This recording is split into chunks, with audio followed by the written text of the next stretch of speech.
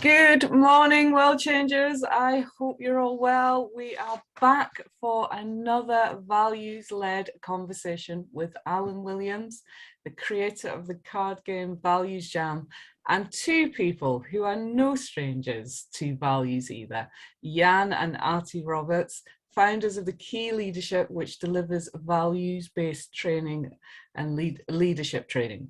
Individually, they are powerhouses of positivity and compassion in their own right, but together they are a force to be reckoned with and are changing the world in the process. So Artie and Jan, welcome back to Change Your World Every Day. You're no strangers to our coaching community here. And Alan, of course, is one of our former Change Your World Everyday coaches. And together we are collaborating to talk on a very important subject of values, because when we know what our values are, we can live in alignment with them and, you know, just live life better, basically. So this is going to be streamed live into our online daily coaching group, the Change Your World Every Day. And then we are going to have our values jam session. So I'm going to hand over to you guys. Enjoy this values-led conversation, and I'm intrigued to see what comes out of it. So I will see you on the other side. See you soon, guys. Thank you very much, Susie. And hi, Jan, Artie. Looking forward to this. Hello, Alan, and thank you for having us here. It's another exciting platform that Susie always is bringing fascinating tools to our Change Your World group. So this is going to be really awesome for us too. So thank you for having us. Good. Yeah. So let me show you what we're going to be doing today. This is the ValuesJam card deck. And let me give you a little bit of the background. Lisa Birtles and I created the game. And it's really inspired by the concept of a music jam. So, you know, when musicians come together, they have no idea what's going to happen. They don't qualify their capability at the beginning. They show curiosity and playfulness to experiment. If things go wrong, they don't let that bother them. And sometimes actually they turn what might be a falter into part of what they're developing musically. And by the end of the session, what has been created is sometimes magical. And even if it's not magical, it's unique, you know, created by that group there in that moment, which will never be repeated in exactly the same way ever again. And that's what inspired us to create this game, because we were aware of lots of people actually expressing an interest in values-led conversations. But when we started to inquire, how do you do that? There weren't really that many people that had an inspiring way to do it. So we thought, let's create this game based on the music jam concept.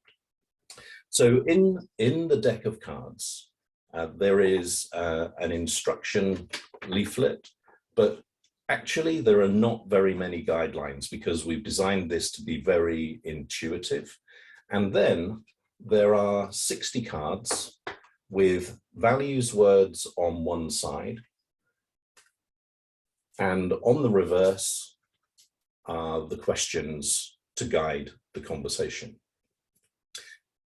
There are 59 values cards, and the 60th is a joker card. And the reason for that is that if you want to play with a values word that is not in the list of 59, then you just use the joker. Now, I have to ask you both, have you seen the film Joker? Yes. Okay, so I just want to share a story that amused me that I heard last week. It was a couple in America, and they were saying, you know, we were looking through the card deck and we came across this card that said Joker on it. and we thought, oh my goodness, I wonder what the questions are going to be on the back of that. And one of them said, I thought that it was going to be, why so serious? Brilliant. But anyway, let's the best way to play with the game is actually just to dive in. So Artie, what I'd like to do is invite you to choose a letter from the first half of the alphabet. C. C. Okay. And Jan, we have Oh my goodness, that must be the most in the deck. So we've got 8 cards beginning with C, Jan. And so give me a number between 1 and 8. 7. 7. Oh, wow. Well, I hope you're going to enjoy this. So we have chosen creativity. So well done, both of you. The first question and the last question, we recommend that you always use.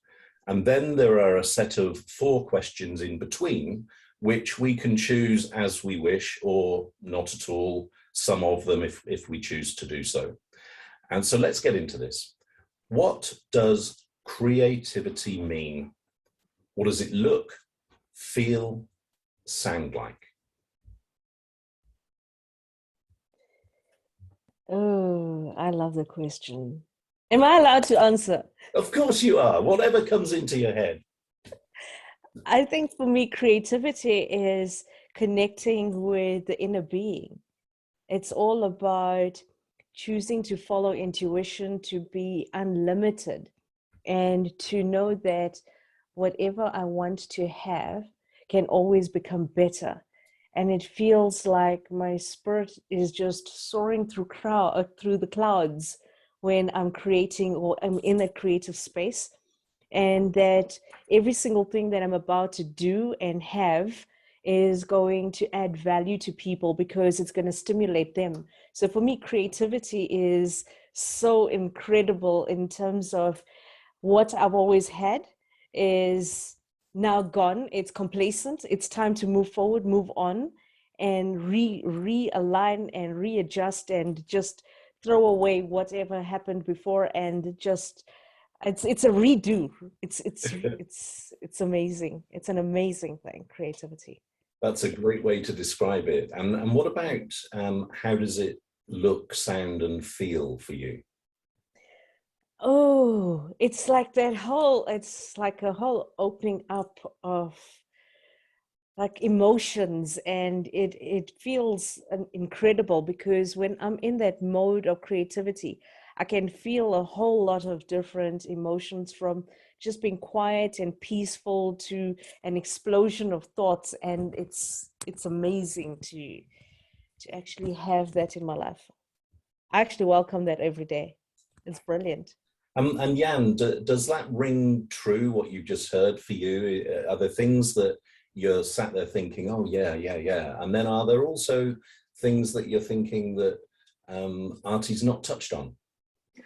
Both, yes. Of course, that rings true. I mean, Artie is the creative person in our team of 2, very much so, and I've learned a lot from him. But also, and it goes back a little bit to the education system for me, because the education system teaches a lot of what and when. The questions that came into my mind is why and how when I talk about creativity. And I got them first, and then I thought, well, that's the opposite from what most of the education system does. So I think those are the questions we should ask ourselves much more often if we want to get back to the creativity we had in our youth. Because in our youth, we all, well, that shows you our age, we wanted to be firemen and doctors and astronauts and all those kind of things. Now they want to be coders and all those kind of things. But we all knew what we wanted to do, and we had no restrictions because we had a creativity. It's only when we started getting into the system that the creativity really got beaten out of us because of the way the system pushes into us. Because education, the word educo is to draw from within, it's not to fill people up. And when they keep filling us up rather than to draw from us, the creativity leaves. And that's why I think we need to get back to why and how questions. If ever there was a time that we really needed to, now is a great time that we need to use our thinking again. You know, George Bernard Shaw said a long time ago, 2% of people think, 3% think they think, and 95% would rather die than think. You know, and there's a lot of these quotes about thinking as well, that it's difficult enough that most people don't take part in it, but we need to start really thinking for ourselves again, and we need to kind of let our juices flow again and feel free. You know, that's what I wanted to add to what Arthie already said. Great. And I was just thinking, you can't be the creative member of a team, or you must be the creative member of the team if you've got a name like Artie. right? Well, yeah. Exactly. And Artie, what you were saying there about freedom, that really interests me because I enjoy photography. And sometimes Artie likes photography as well? Okay. So let me ask you this then. Do you ever restrict yourself by taking just one lens with you, for instance, when you go out? Because my experience is that sometimes through restriction, it actually increases my creativity. Well, that's an interesting concept. I've never thought of it that way. I would use a phone, any type of phone, a cell phone, even an iPad and cameras for different types of photos. I think I'm not limited by what I'm using. When it comes to photography, we're only limited by what we want to see and the frame we choose to take the photograph from. So for me, it's exciting to see what actually comes out at the other side of the click. So I don't have preconceived ideas. I don't overthink. I just do it. I live in the moment, and for me, that's my most favorite part, because then I fascinate myself with what I've just taken. And what I do is I take things from different angles, and I create different tones, and the whole feel of the photo tells a story. And in that story, I wanted to stimulate my brain, not anybody else's. So for me, it is all about where I'm going in that moment. So it's not about the physical resources. It's how I use it that makes a difference to me. Yeah, I agree with that. And there's another point that you made there around it's for you. And I love being out with my camera on my own. And I read an article, I can't remember the guy's name, but he wrote about how photography was his version of mindfulness. And that resonated so much with me, because when you're with your camera, seeing through the lens of your camera and on your own with nature or wherever you are, it's just a joy. And then, Jan, you mentioned something about learning and thinking in the education process. And I think that's a really important point at this time. It used to be that knowledge was power, right? But now, knowledge is so easily accessible by pretty much everyone, everywhere, that it's no longer power. And secondly, because of the rate of change and the pace of change, what we know today can be redundant tomorrow. And so in many ways, learning, I think, has been reduced in value as a currency, and thinking is much, much more important, because we are able to gain access to the knowledge and the learning pretty quickly. But the key is, how can we apply it? So I totally agree with the point that you make there, Jan, about thinking. What a brilliant start. The other thing about creativity for me is that it's about creating something different and better than before. So there might be creativity for the sake of it, but I think where creativity comes into its own is where there is this added value. And I don't mean necessarily that that has to be scientifically measurable. So for instance, a beautiful painting or a song, that can be something that is different than went before, but it's still appreciated and kind of quantifiable, even if it's in a very subjective way. And then the other thing about creativity for me is something around problem solving. So how can you, to use Jan's terminology, think in order to come up with a solution to something that is in front of you right now? And this it can be anything really. So even if let's say you're out walking and the route tells you that you need to go over this bridge, and you arrive at the bridge, and for whatever reason, the bridge is broken. So rather than go back home, it's like, well, what are our options? How creative can we be? And then when you're on the other side, how great does it feel when you've been through that process and arrived at the end? And this question is not on the cards, actually, but I'm just wondering if the two of you would care to share a situation when you have been presented with a problem and you've used creativity to arrive at a solution. Jan? Have I had this? That's a great question, actually, and I mean that needs to get the creative juices flowing all by itself, because to think into that, I mean, I love the idea, but and that's exactly what I would do. You know, if on this walk, being in the forest type of thing, I would find enough ways of woods, and maybe if we could jump over it depends how wide the river or the burn is, but I'm just trying to think about I mean, I'm sure there's been a few times, I had it at work actually, when I used to work in the oil industry, we had to sometimes be creative, not having all the equipment, and sometimes, especially traveling abroad, we didn't have everything with us that we have in headquarters. So we needed to be a little bit more creative every now and then to make different things work. And even just working with my hands, me and my best friend, he's got a workshop in the north of Scotland. And, you know, we always, when we put things together, and, you know, we always try to find ways in which things work, but also how we can make them better, because sometimes what we thought we needed to make it work did not work, or we found a better way. Because, and I think it also comes with discussions. See, if you've got another person with you who's open-minded enough, because once you work with somebody who's got a closed mind, it is very, very challenging to do anything. And you know, you feel restricted, and I think that is again also talking into the education system, but it is individuals as well, like parents and children, even spouses. That, you know, once the one has got a closed mind, it's difficult. But I've had things where equipment broke down in the field, and what do you do now? Then you go and look in the field what you can find, and I found pieces of twine or something like that. You know, there was nothing else. So I've had plenty of situations where I've just tried to look around me to see what I've got available, rather than have the standard, okay, we haven't got this.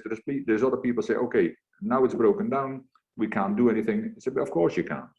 If you don't do anything, that's the worst thing you can do. At least I always say, you know, I don't care if you come with problems, like some people call it complaining, and it is only complaining if you don't come with solutions.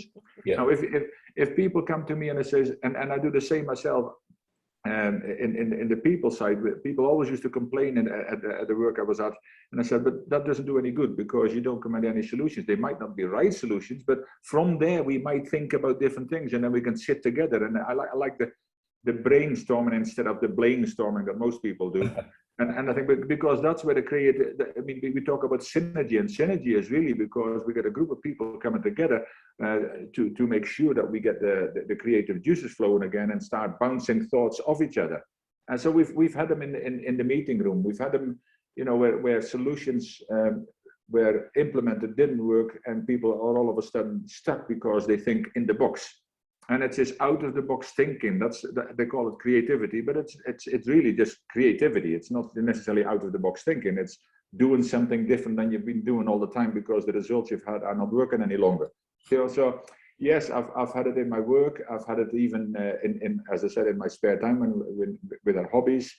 There's plenty times that we just all of a sudden, and it sometimes comes all of a sudden. I mean, And I think you need to be open to it, and that's how it comes. So you open up and you wonder what else could be, and you're just working away, and all of a sudden, bam, there it is. And okay, now let's try that. It might not work, but let's at least try it. And then you get experience through creativity by finding out what doesn't work. You also get closer to what might work. Yeah. So it's all that kind of stuff. And before hearing from Artie, I think just to respond to one particular point that you've mentioned here about mindset, because I have to say, no matter what the challenge is, I tend not to regard it so much as a challenge, Because it's like, well, why invest the energy in thinking about the challenge? It's more about, well, if that's happened, what are we going to do?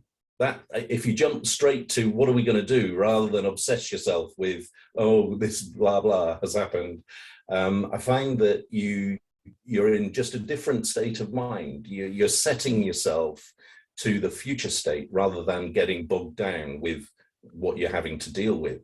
Artie, does something come to mind for you in terms of where you've applied creativity to arrive at a solution?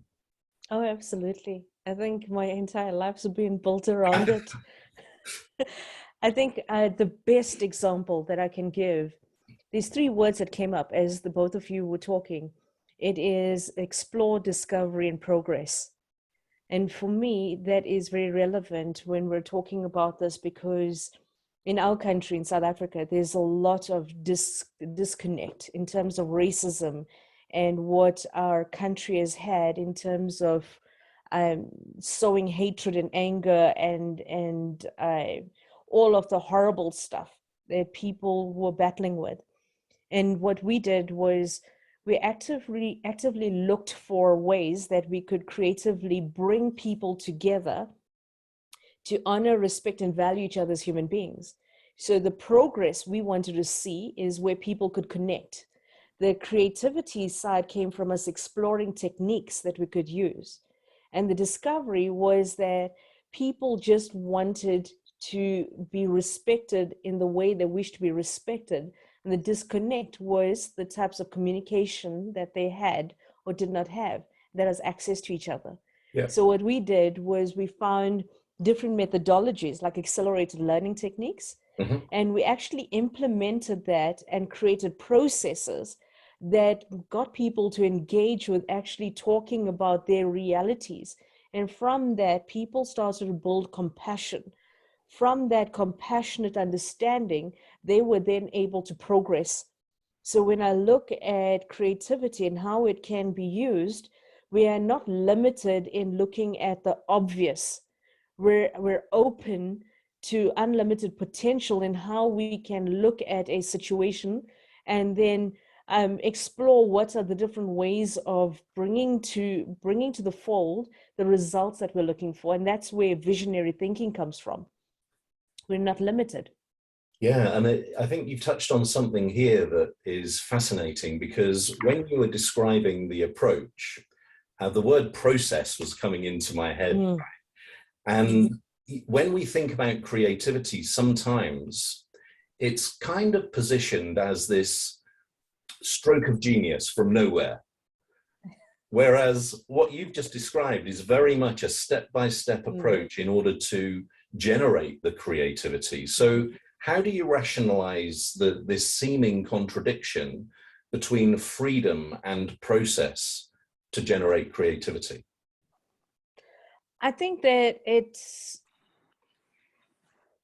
balance. I think it's embracing it as a balance. You need the one for the other. They go hand in hand, because when we have a creative thought, we then start to create the processes. Or whilst we are in the middle of a process, we have a creative thought that takes that process to a different level or realigns it. So I think balance would be the key there. Mm. Jan, what's your perspective on this? Yeah, well, I mean, I always saw creativity more as freedom of expression and thought, but also I think there is a lot of value in being able to process certain things. And when you've got a process that works for you, why not use it? So if process means that you do things in a certain way every time to get amazing results, then surely that is a process. And if it works for you, don't stop what works.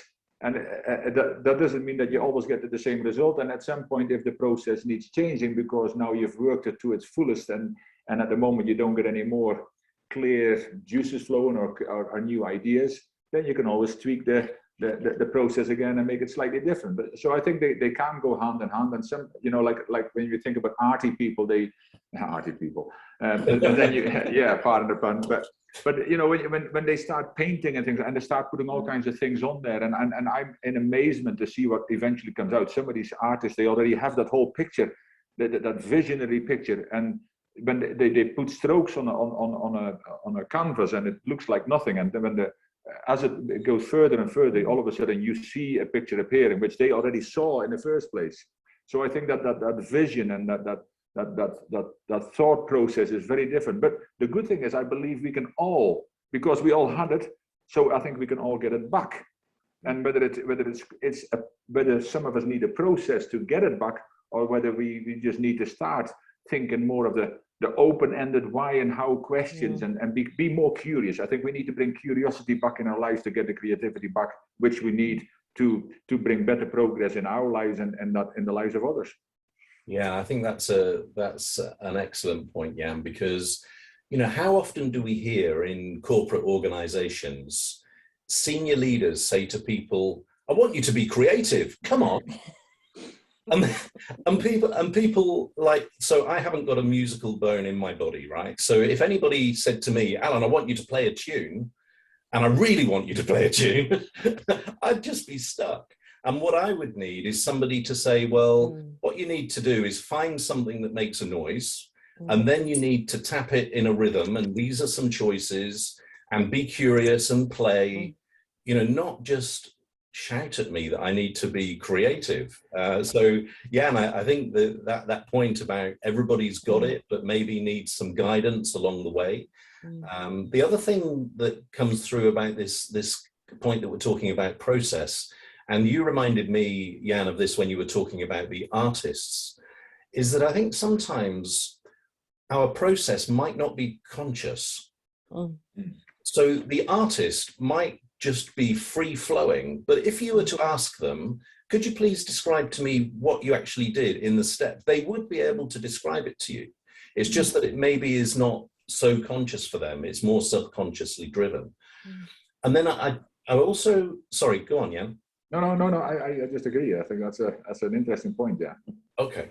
And then I wanted to share with you an experience that's come to my mind as a result of this conversation, and it's to do with Jan, I loved your quote, brainstorming, not blamestorming.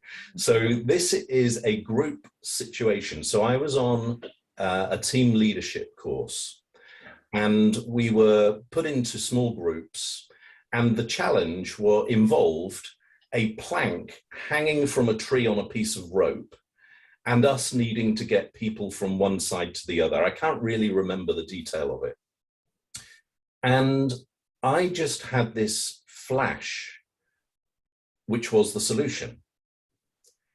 And I felt a bit awkward about it because, you know, nobody likes the guy that says, oh, I know how to do this. But at the same time, we were being timed. And it was in our interest to do it as quickly as possible. So I said, guys, this might sound a bit weird, but I think I know how to do this. I've never done it before, but I've just had this thing that's told me how to do it. I don't think it's going to take very long. Can we just give it a go? And there was a little bit of discussion, but eventually we said, well, there's not much to lose, right? And we did it, and we did it. And it was a world record, apparently. They'd never seen this exercise done as quickly as before. But here's the question that it begs, because in that situation, how do you get the best result? Because you might say, well, actually, let's all chip in, you know, let's have a creative brainstorming about how we're going to solve this. And then we wouldn't have achieved such a fast time. So I'm really curious about that, and I'd love to hear your perspective on, you know, imagine if you were handling that group, how would you deal with it? Well, I mean, I'm always open to ideas. I was a project manager as well, and I loved people who came with ideas. So I think I would always ask if somebody actually has a solution that could work, first and foremost, because I don't always assume that nobody knows anything. Everybody knows something. And I think also this is another thing. What we all sat in classrooms where the smart one always put up their hand and you know, I know the answer, and eventually, you know, nobody else bothers anymore because they know it anyway. Which in a way it beats the creativity out of the rest of us. Yeah. Right, because you know, and they call you know, smart ass and all that kind of stuff. But I mean, they think, oh, there's no point because they. But even the teacher eventually don't pick them anymore because they want to hear other answers if they're any good. And I think even in a group setting, if somebody knows, there is no harm in asking anybody else. But if you already like in such a situation, as a leader, you need to listen to everybody. You might even have the winning answer yourself, but. As Arthie always says, in Africa, the African leadership principle is that the leader listens to everybody. Like Simon Sinek says, leaders eat last, that type of thing. Yeah. But I think it's first of all, we need to stimulate a conversation, but not just for the sake of conversation. Because if somebody says, "No, I have a way that works," I think why shouldn't we, if everybody agrees, why don't we try what works? If you can explain it properly to the rest of the team. Let's work together and make sure it works. And if it doesn't work, then we can still go and sit together and have a conversation about it. What didn't work, you know, and how can we improve it? Maybe it was close to a workable solution. So there is a lot that can come from there. But if somebody has a great idea, there is no need to say, okay, what does everybody else think? Is everybody agree that we can give this a try? Because while trying, there might be other ideas coming. It doesn't always have to be, we need to sit around the table and bounce things off ideas of each other for the next half hour and then come out with something. I think, you know, learning by doing is also something to be said for. Yeah. Artie. Yeah. I agree with everything Jan and you were talking about, because I mean, I saw two aspects coming out of that. One would have been self-confidence from the person who knows and understands, but dumbs themselves down for fear of making other people who don't want to speak up feel bad about themselves. And a lot of times when you're in situations and you know and understand, and it is, it's in the entire team's best interest to speak up, you then start to doubt yourself and then say, you know what, I need to give everybody a chance. And I get to the point sometimes when I say, you know what, if the entire team can win, why not just say it as it is so that we all win together? And I think it speaks into intention. The intention was not to stand out, but to step up.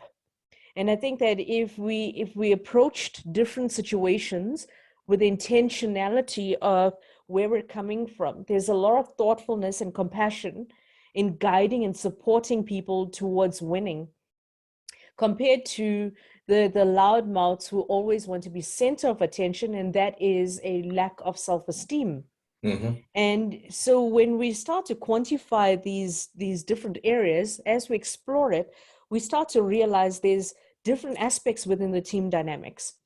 And where one person needs to keep quiet for fear of making other people feel not enough, you actually start to become not enough. And you actually put a ceiling on your, or a lid on your own creativity to allow other people to step up. And by the time they talk and they explore for themselves, nothing comes out of it, and it's a waste of time. So I think when you play that leadership role, where do you see yourself? And I use words like, how do you feel about this? So when you're engaging with different communication styles, you use the words that would bring people into the fold without making them feel like they were left out. And if you ask, you know, I have a suggestion, how do you feel about it? What are your thoughts about it? I'd love your guidance. And let's explore this. Let's see what comes out of this. And suddenly you trigger the creative parts of other people. Now you used a process to actually stimulate creativity in other people. But it's the thoughts, your words, the intentionality of being inclusive without actually dumbing yourself down. Fantastic, fantastic.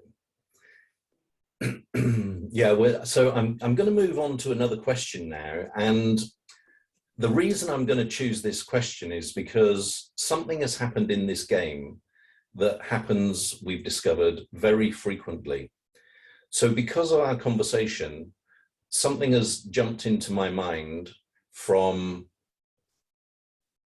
I think it must be around about 14 years ago in a working group, a working session. It was a leadership strategic retreat. I'll explain why when I've heard from both of you. The question is, who have you met that you admire for their creativity? And if you need a bit of time to think about that, then I'm happy to share my example. But if somebody comes to mind very quickly, please just jump in.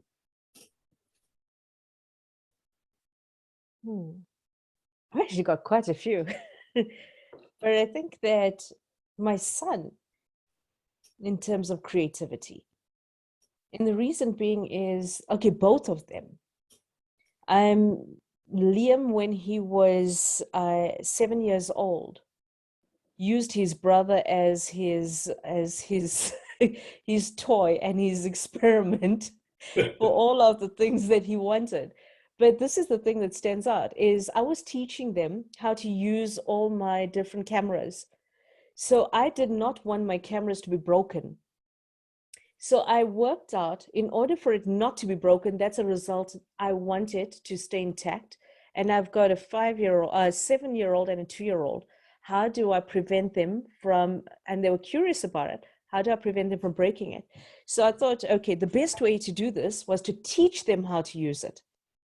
So I gave them my cameras and taught them every step of the way what to do, how to look through it, and how to take beautiful photos, and then how to be excited about the result. But what Liam did was he actually had remote control cars.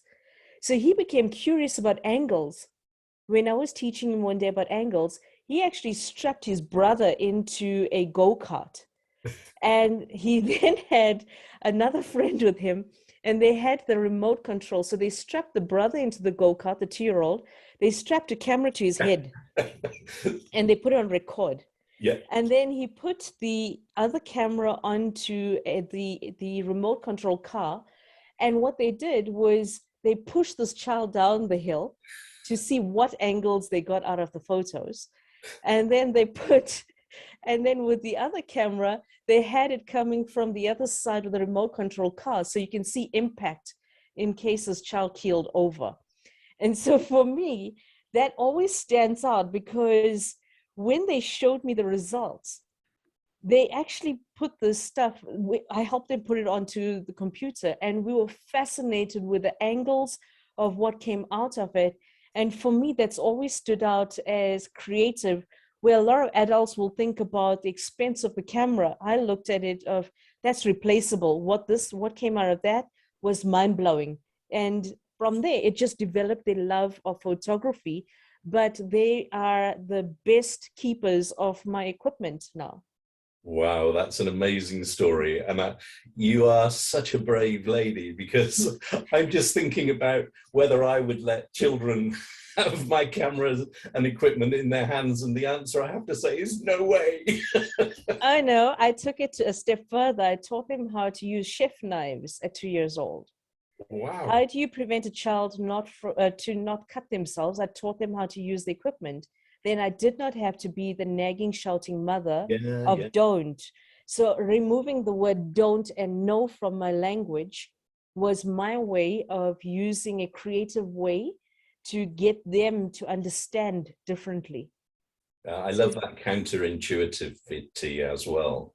And actually, you guys being in South Africa, I've recently started to learn a little bit more about Zulu tradition and heritage.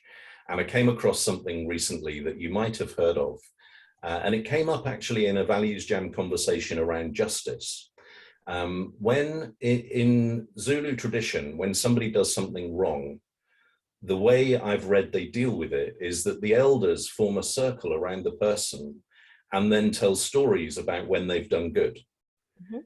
And in the context of justice, this came up because we were questioning how effective or efficient justice actually is. Because all it does is basically attach a punishment to an action. And yet, the reason this is coming to my mind is because of the counterintuitivity of, if somebody does something wrong and you just tell them all of the good things that they did, then perhaps they realize that this was a one-off incident that they need not repeat. It's their choice whether they repeat it or not. And they realize that in the round, they're a good person. And so that small action needn't be the focus of everybody's attention. Yeah, so that's an interesting connection. But Jan, what about yourself in terms of a person that you've met, that you've admired for their creativity? Yeah, and well, first of all, Arthie is actually also a diversity and inclusion specialist for the last 20 odd years. So she talks a lot about what you just talked about as well, yeah. But it's actually it's an ex-work colleague and a friend of mine. He is a Dutchman. He lives in Brazil, but a genius mind. He was always a bit weird. They called him weird, but I liked him. And as I got to know him better, I mean, the things he developed his own 3D machine, a printer. He actually, but it's all kinds of things. He was selling in Holland. They've got a big manure problem because they've got so many animals, but not enough ground to spread it on. And he was selling manure to farmers in Brazil who needed it by the container load.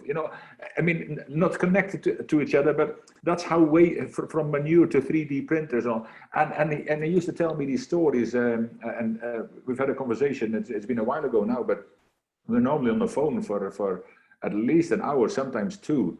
Because and most of the time I'm listening because I'm asking him questions. I just want to know what he's up to now. Because to listen to people who have that creative mind up to the next level.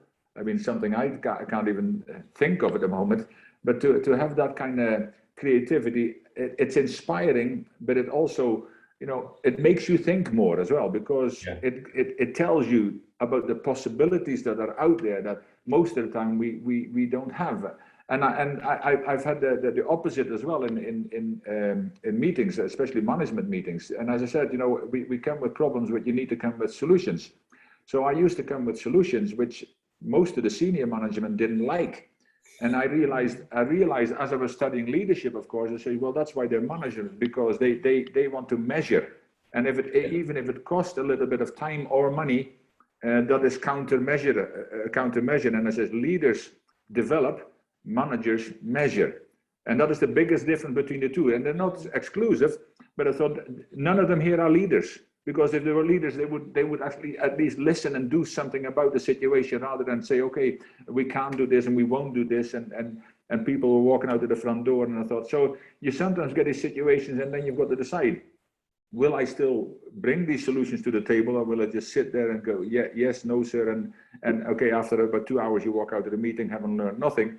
So I think that there is, we've all got examples on both sides, but when you have examples of creativity, and I've got a few, I mean, even when me and my best friend get together and do things, and just the discussions about something that seems so difficult, and yet we start looking at different things, and then he says something, and then I say something, and all of a sudden we've got a solution in front of us.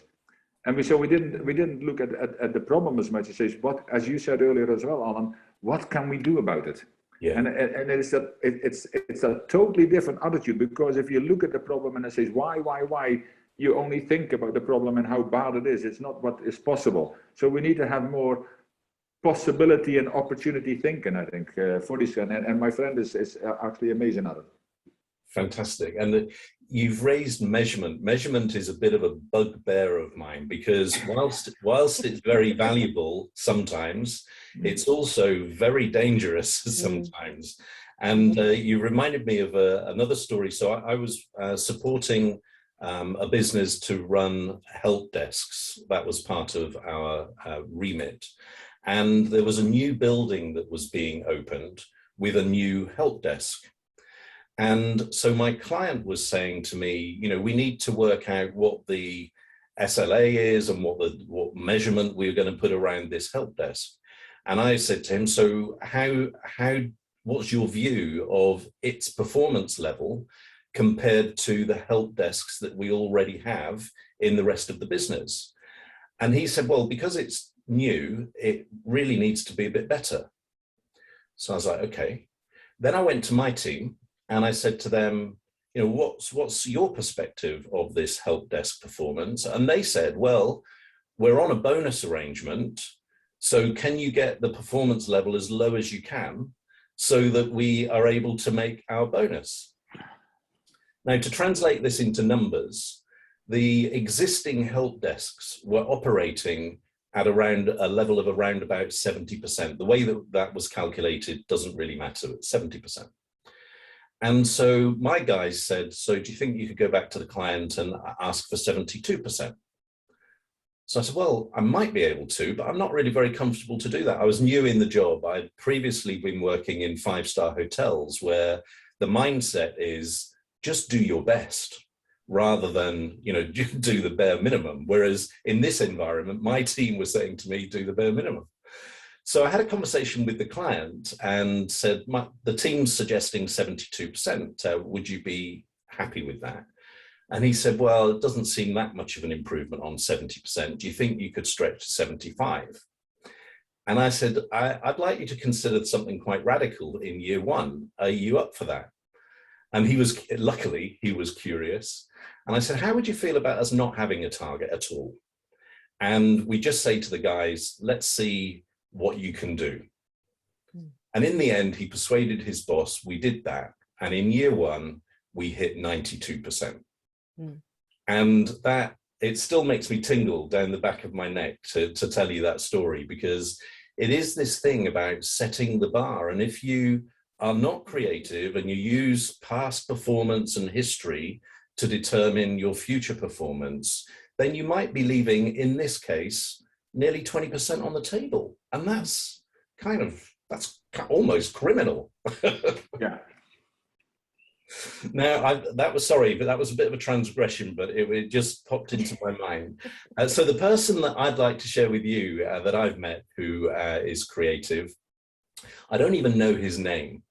So he was an architect working for an architecture company that we were doing a strategic retreat for. And I use, it's an icebreaker exercise where I ask people to bring a personal possession and bring it onto the table and then explain what it is and why it's so important to them at the beginning of the meeting. And it helps people to connect at a very personal level rather than the functional role. So this guy, and he sort of had very angular features and a ponytail, dressed very cool, you know, like an architect should. And he had this cloth bundle on the table in front of him. And when it came to his turn, he moved the cloth bundle forward and unfolded it and lifted out these sculpting tools for sculpting in stone, you know, like a hammer and a pick and stuff like this. And he said, every year I go to a Greek island and I do 2 weeks of training in stone sculpture. And my teacher is a blind guy. And he explained that the way his teacher was able to teach was through being able to hear the stone. And he said, so, you know, if I'm going a little bit too close or too fine, the teacher will say, you know, you need to do something a little bit different because it's going to break if you go much further there. And I was blown away at this, you know, I'm like, oh my God, this guy is such a creative genius. But then this was the magic moment. He said, but that's not really the important thing about these tools. And I'm like, well, what's he going to say next? And he said, the thing is, I made these tools myself with the help of a blacksmith. So I forged the tools, which I now use to make my stone sculptures. And that just blew me away, because earlier we were talking about creativity being able to connect things that were disconnected. But actually his story struck me as being this beautiful circle of creativity, which was all about his personal creation through the tools that he had made to make sculptures out of stone. So that's the example that I would give.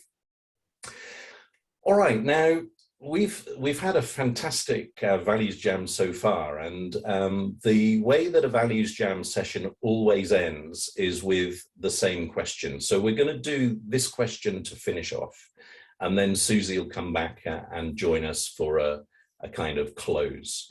So the final question is this: what are you encouraged to do differently about creativity as a result of our conversation? Arthie?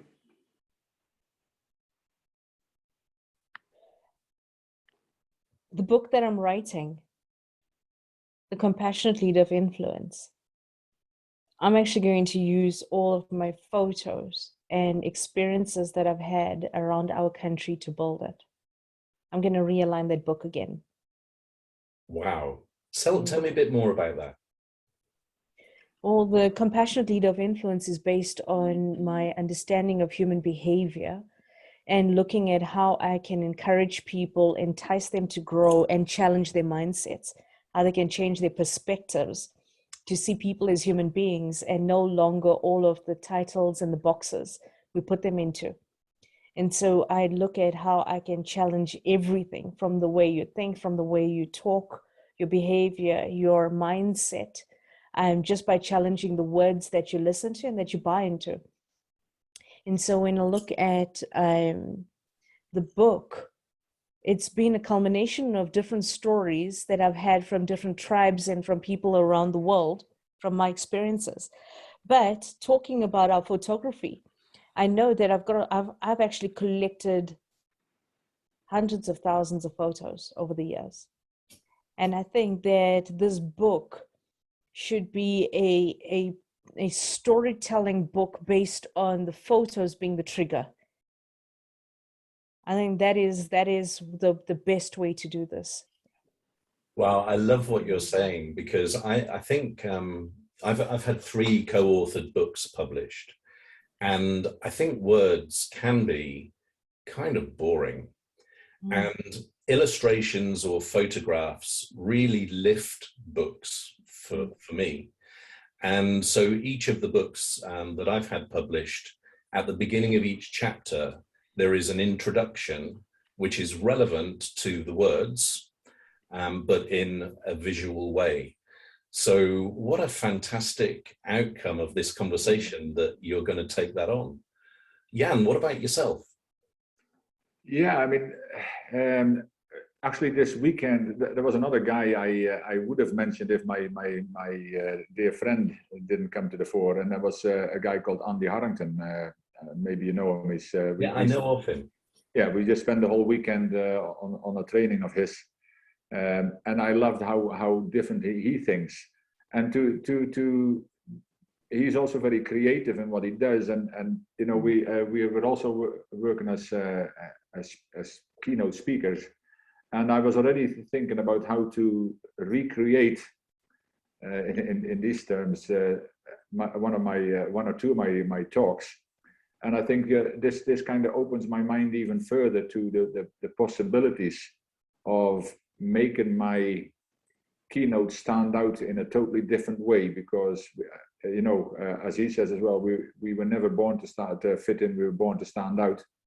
And I've always kind of lived by that. People said I was different for a long time, and I see that as a compliment. But to put it into words and in such a way that it inspires people and influences people in a positive way, I need to certainly be as creative as I can be. So this has given me a lot of food for thought to implement into the process, which I already started because of what Andy Harrington brought to the table. So now I can make it even better, because I said there's certain thoughts, there's thoughts and ideas that come to mind from being creative, and you know, whether it's in process or maybe even put a process together that helps me through that whole idea, where I've got some ideas that I wanted to implement, and Andy Harrington has given me great insights and the way forward.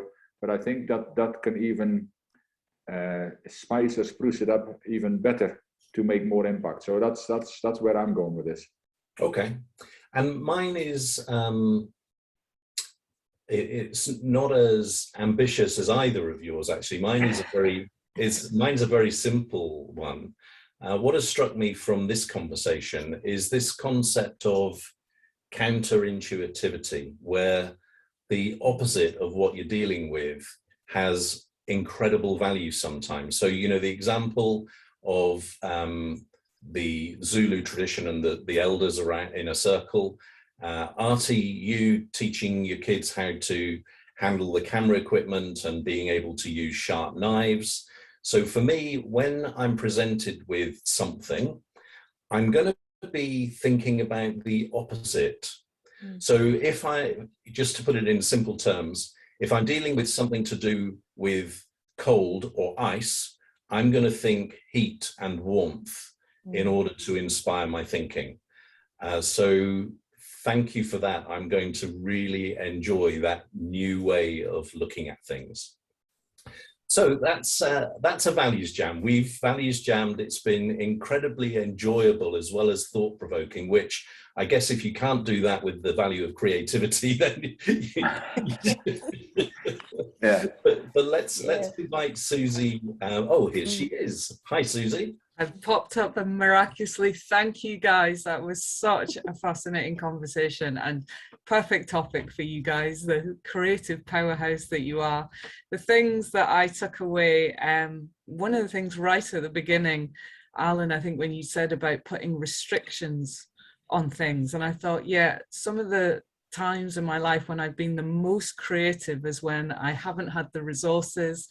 Things have been limited, have been restricted, and I've had to come up with creative solutions. So I'm going to bizarrely try and restrict myself and say, okay, well, how can I be more creative? How can I look at this more differently? And the other thing, with Jan, when you said about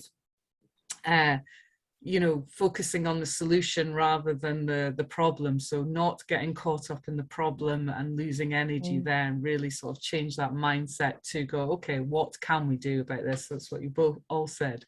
So yes, it's been a truly enlightening conversation. Thank you again, guys. So it's over to our world changers now. Put this question into your journals and reflect on this. What are you going to do differently as a result of this conversation? You know, what does creativity mean to you guys? Write it into your journal, let it flow, let the creativity, don't overthink it, and just very much let the flow go. So I'd love to hear your responses. Do share in the comments below. And thank you again for another inspiring Values Jams, guys. It's lovely to have you here again. So love to you all. Take care. Thank you. Bye, everybody. Bye. Thank you. Thank you. Bye, everybody. Bye-bye. Thanks, Alan. Thanks, Susie. Thank you.